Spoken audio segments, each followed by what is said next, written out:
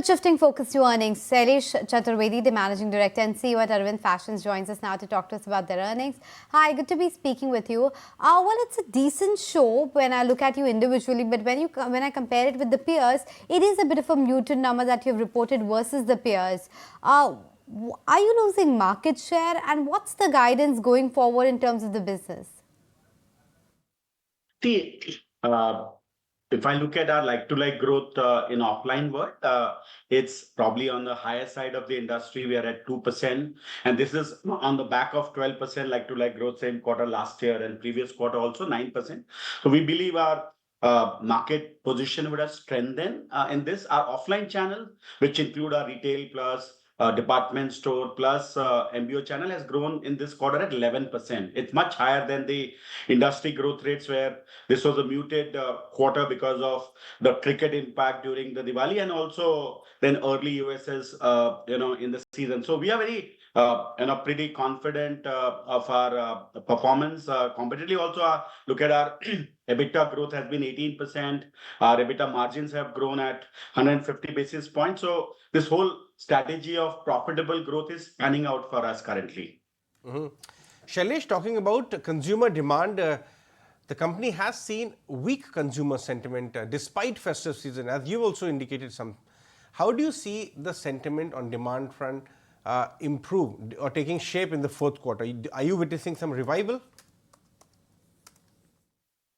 I think what we have seen currently, the markets are behaving similar to what they were behaving in Q3, and we hope that we'll continue to grow offline channel at close to 10% growth. We've done a destocking in our B2B online wholesale business, and that's led to a one-time sales drop, and that may continue for a quarter or so. But overall, most of our channels are really growing well, and also in online, our marketplace model, the what we call D2C model, is growing double this year over last year. So a lot of our channels are firing, and we are doing a conscious destocking of our wholesale online B2B. So we hope that, and we believe that the trends will continue in Q4 as well.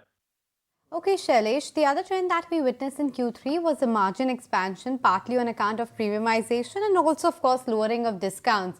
Do you believe there is more scope for margin improvement going forward? And this overall trend of premiumization, what's your reading on that?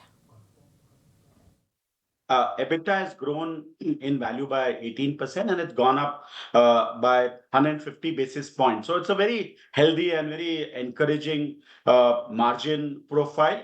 And our guidance is to grow every year by 100 basis points. Now, this gain has come because of lower discounting. It's come because of better sourcing efficiency, and it also comes because the right channel mix has grown, and that's why our profitability has gone up. And most of these factors should continue in Q4 also. And we are confident that our margin will sustain at the current level of 53.3%, which is a sharp nearly 480 basis point improvement. And I think we strongly believe that it will continue in Q4 also.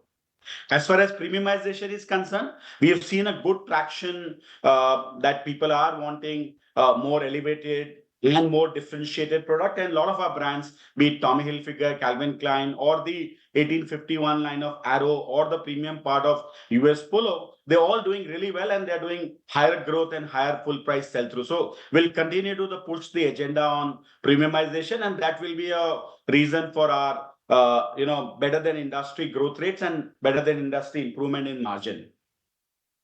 Shailesh, your company has set a target of about 20% on your ROCEs going forward. Talk to us about what is the key strategy to achieve, and what are the levers are you talking about which will contribute to 20% plus kind of ROCE? Our strategy is profitable growth.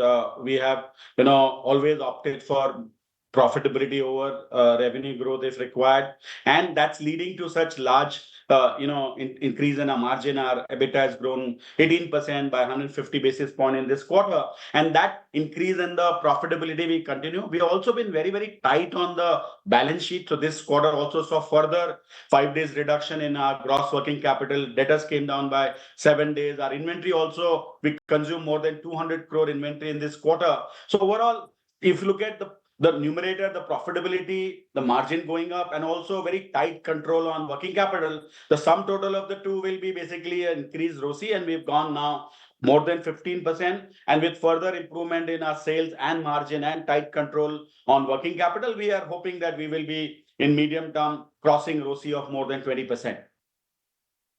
Okay. Okay, on that note, we let you go. Appreciate you making time and speaking with us.